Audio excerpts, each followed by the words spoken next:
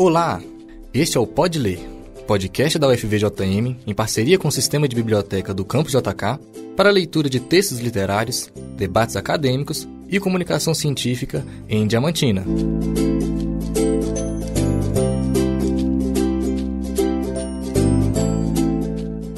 Sejam todos muito bem-vindos. Meu nome é Caio Felipe, eu sou estudante de Química aqui na UFVJM e nossa convidada de hoje é graduada em Comunicação Social, Pedagogia, mestra e doutora em Educação, atua no Departamento de Química da UFVJM. O nome dela é Lara Carlete Tiengo.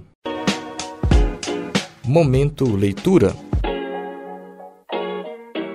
E vamos hoje para a leitura do livro A Revolução dos Bichos, de George Orwell. George Orwell publicou o livro em 1945, que na verdade George Orwell não é o nome dele, é um pseudônimo. O nome do autor na verdade é Eric Arthur Blair. Sobre o pseudônimo de George Orwell, ele publicou vários e vários livros, inclusive esse, que é a fábula Animal Farm, que em português recebeu a tradução para Fazenda dos Animais ou Revolução dos Bichos, para os mais íntimos. Esse texto ele pode ser uma grande analogia a uma fase da sua vida que ele experienciou na Espanha durante certa etapa da Guerra Civil Espanhola. E a fábula que ele criou tenta retratar um momento de euforia dos animais da fazenda que tomam posse da propriedade do então dono Sr. Jones. O livro é curto, simples, que pode ser lido por crianças e que pode ser trabalhado em escolas e com crianças de baixa faixa etária. Então vamos à leitura do capítulo 1 de Revolução dos Bichos, de George Orwell. O Sr. Jones, da Fazenda Solar, passou cadeado no galinheiro à noite, mas estava bêbado demais para se lembrar de fechar as portinholas. Com o facho do lampião oscilando de um lado para o outro, ele cambaleou pelo terreiro, chutou fora as botas próximo à porta dos fundos, tomou um último copo de cerveja do barril na lavanderia e subiu para o quarto, onde a Sra. Jones já estava roncando. Durante todo o dia estavam dizendo que o velho major, um premiado porco branco, havia tido um sonho estranho na noite anterior e ele gostaria de comunicá-los a todos os outros bichos. Camaradas, vocês já ficaram sabendo que tive um sonho estranho ontem à noite, mas chegarei ao sonho depois. Tenho uma coisa para dizer primeiro. Não creio, camaradas, que tenha muitos meses pela frente com vocês. E, antes de morrer, sinto que é meu dever transmitir a vocês essa sabedoria que adquiri. Minha vida foi longa, tive muito tempo para pensar. Deitado sozinho em meu chiqueiro, e eu acredito poder dizer que eu entendo a natureza da vida nessa terra tão bem quanto qualquer outro animal atualmente existente. É sobre isso que eu quero falar.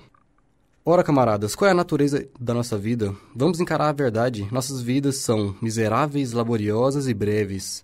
Nós nascemos, eles nos dão um pouco de comida, só o bastante para nos mantermos respirando, e aqueles de nós que são capazes de trabalhar são obrigados a fazê-lo até o último átomo de nossas forças. O homem é a única criatura que consome sem produzir. Ele não dá leite, não põe ovos, é fraco demais para puxar o arado, ele não consegue correr depressa o suficiente para caçar coelhos, e, no entanto, ele é o senhor de todos os animais. Ele os põe para trabalhar e ele lhes devolve só o mínimo que lhes impeça para morrer de fome. Todo o resto guarda para si. O nosso trabalho sucra a terra, o nosso esterco a fertiliza. Porém, nenhum de nós possui nada além da própria pele. Vocês, vacas, que eu vejo aqui diante de mim, quantos 1000 galões de leite deram ano passado? E o que aconteceu com esse leite que devia estar alimentando bezerros robustos?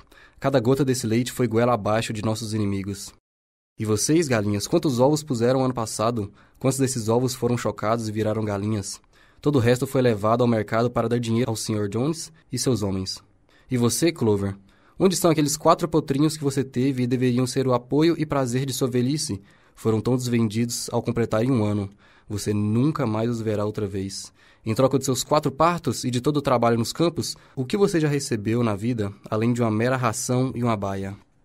Então, o que precisamos fazer? Ora, trabalhar noite e dia, com corpo e alma pela derrubada da raça humana.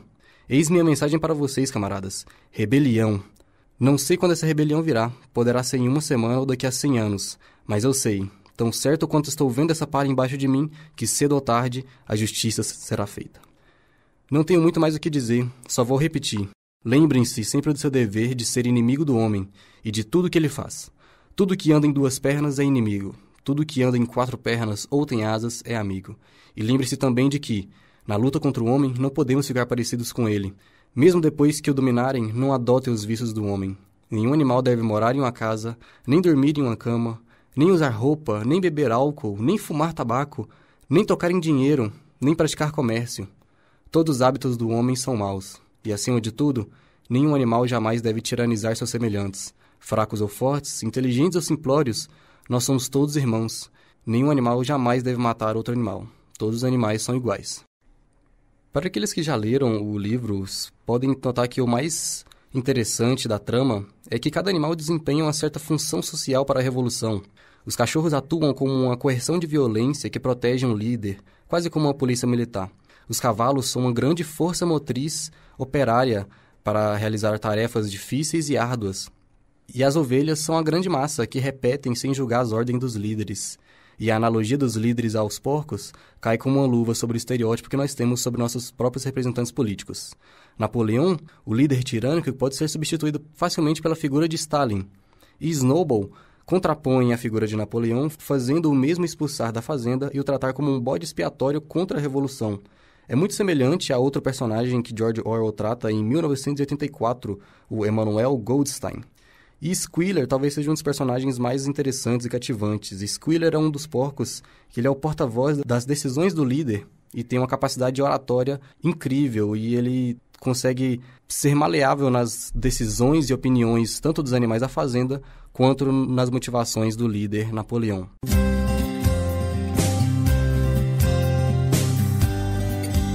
Vamos agora à entrevista com o convidado de hoje.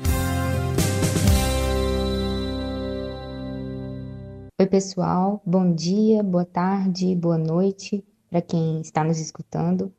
Meu nome é Lara Carlete, eu sou doutora em Educação, sou professora aqui na UFVJM, leciono para cursos de licenciatura e também sou professora no programa de pós-graduação em Educação, PPGED, e é um prazer estar nesse espaço de discussão aqui com vocês.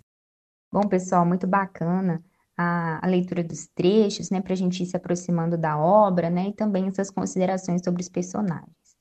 Eu queria chamar a atenção inicialmente, né, que o livro ele é, né, uma metáfora sobre a Revolução Soviética e ele é uma espécie de ensaio político que tem um objetivo que é mostrar que revoluções podem ser vítimas de contra-revoluções, né? Porque elas podem acabar se afastando das suas ideias originais, né? Então, tem uma discussão de fundo aí sobre como o poder pode corromper novas formas de desigualdade também podem se instalar. Mas, já volto nesse ponto, né? Antes de discutir essa questão, é importante a gente pensar no motor do processo revolucionário na Granja Solar. Então, como vocês mesmos trouxeram na leitura, o homem, ele é considerado a única criatura que consome sem produzir, ou seja, a classe dominante, a burguesia no sistema capitalista. Enquanto os animais, eles produzem tudo e viviam, então, oprimidos, ou seja, a classe trabalhadora no sistema capitalista. E é, então, o contato com as ideias do animalismo, que é uma alusão aí ao marxismo, que vai fazer, né, com que o major, que é o porco mais velho, mais respeitado, ele acenda nos outros animais, né, o desejo pela revolução, que seria, nesse momento aqui, expulsar os humanos da fazenda e tomar conta do território que era deles por direito, né? O major acaba morrendo, né, já dando spoilers aí do livro, mas os animais, eles estavam muito inflados, né, com aquela fala, com aquela compreensão, né, então, e com os casos também cada vez maiores de injustiça que eles viviam, né, ou seja, a exploração, a questão material da realidade mesmo em que eles estavam vivendo. Então, a gente tem uma associação aí, que é o processo de opressão que existe nessa sociedade e a compreensão, né, desse processo. Que o tempo todo, né, se a gente for pensar na nossa sociedade, né, a gente, são muitos os mecanismos, né, e muitas as dinâmicas que nos afastam de compreender, né, as reais relações de opressão que a gente vive em muitas dinâmicas, né, especialmente nas relações de trabalho. Então, nesse momento, eles conseguem entender que eles estavam sendo explorados e que eles podem, então, contestar, que eles, né, podem mudar aquela realidade, né? Então, eles se reconhecem e entendem que são capazes, né, de fazer um processo revolucionário.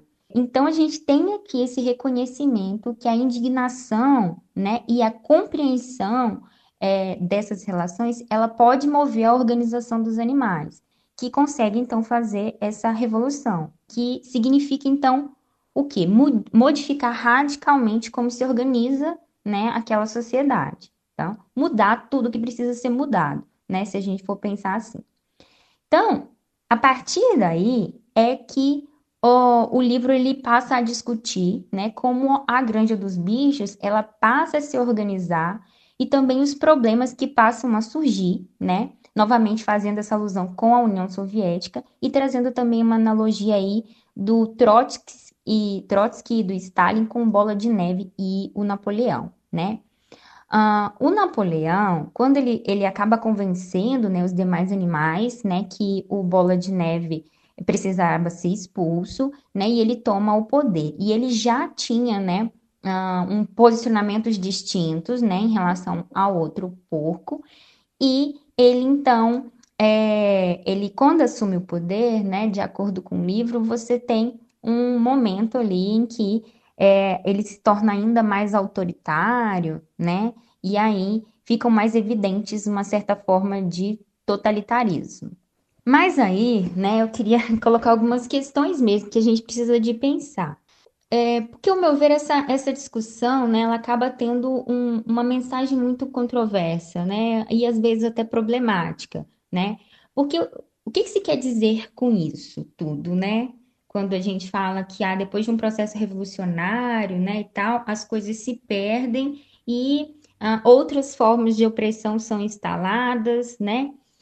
Se quer dizer o quê? Que socialismo e capitalismo, eles teriam a mesma face egoísta com roupagens diferentes? Quer dizer que não vale a pena lutar por justiça, porque alguns sempre vão querer concentrar o poder? E mais, quer dizer que, então, em qualquer forma de organização social, o ser humano, ele sempre vai ser egoísta, né, em relação aos seus pares, né? Ou isso é um elemento de um tipo de organização social? Porque me parece um tanto limitante, né? E um pouco eu entendo que seja a mensagem do livro também, que ainda que, né, você discuta elementos, né, de possibilidades de organização e revolução, ao mesmo tempo o livro vai dizer que apesar disso, a mensagem é que não vale a pena, porque outras formas de opressão vão sempre ser instaladas, né? Então, traz um pouco de pessimismo, né, em relação a isso e um pouco de pessimismo mesmo, eu acho a palavra, né, no sentido de dizer que a gente, as pessoas não podem ser diferentes, né, que o egoísmo ele sempre vai acontecer, que quando as pessoas chegarem ao poder, elas sempre vão se modificar ou vão se tornar ainda mais, né, autoritárias, né?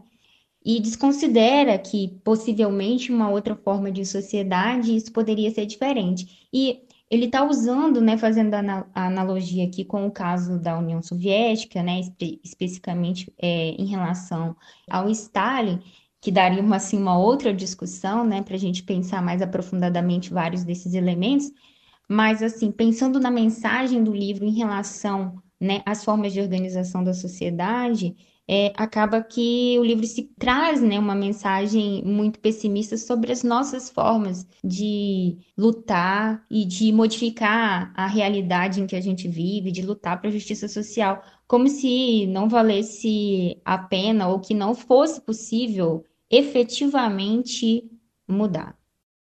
Lara, você já chegou a trabalhar o livro Revolução dos Bichos em alguma disciplina? Seja sociologia, seja didática? Então, eu nunca usei ele numa disciplina, né, especificamente, porque, primeiro que é bem difícil, né, a gente trabalhar um livro inteiro numa disciplina, ainda que o livro seja curtinho.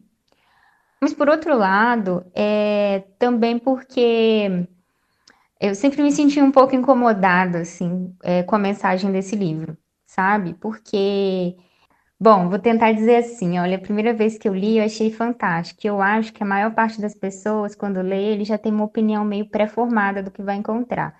Então, quando eu li bem mais jovem, né, eu consegui enxergar os pontos mais positivos em relação a isso. E mais velha, já com mais uma certa bagagem, E também tendo lido e, né, outras coisas ouvido outras pessoas sobre o livro, você começa realmente a enxergar esse tom, né, muitas vezes complicado, né, dessa mensagem que o livro traz, que ao mesmo tempo é da possibilidade, da potencialidade de transformar, e ao mesmo tempo é que essa transformação não serve para nada, né, ou que vai dar na mesma coisa. E é uma espécie, eu acho, às vezes, de ridicularizar, assim, as pessoas que lutam, assim, também, por uma sociedade mais justa. Então, acho que por isso, assim, né, até uma questão pessoal, né, de ficar entendendo em diferentes momentos e me sentir incomodada, às vezes, com um livro que demandaria, né, um certo cuidado e um certo tempo para discutir, mas acho muito válido, né, até porque em vários momentos o livro aparece, assim, em várias discussões, né, estou aqui com o Caio, que já fez disciplina comigo, né, já conversamos, né, sobre o livro em sala, né, mas não como uma forma específica mesmo. É isso então, pessoal. Agradeço. Teriam muito mais coisas para a gente discutir. Friso que eu não sou uma estudiosa da literatura, converso com vocês como uma leitora também. Não me deem tanto crédito assim, viu? Até mais. A luta de classes ou espécies representada no livro é vívida e angustiante. Acompanhamos a morte de animais queridos e nos comovemos com a resiliência apresentada por uns e outros. E nos faz questionar o que será de nós, meros proletários à mercê de uma burguesia opressora. Avante a revolução, abaixo o grande irmão. Para você que tem mais interesse, o livro lido hoje, A Revolução dos Bichos, assim como o livro anterior, Quarto de Despejos, estão ambos disponíveis no acervo da biblioteca da faculdade. Eu agradeço, esse foi o Pode Ler dessa semana e nos vemos no próximo capítulo. Este foi o Pode Ler. Para maiores informações, acesse nosso Instagram, pod.ler.fvjm. Repetindo, pod.ler.fvjm. Deixe suas sugestões e críticas nas plataformas de streaming e redes sociais. Nos encontramos no próximo capítulo.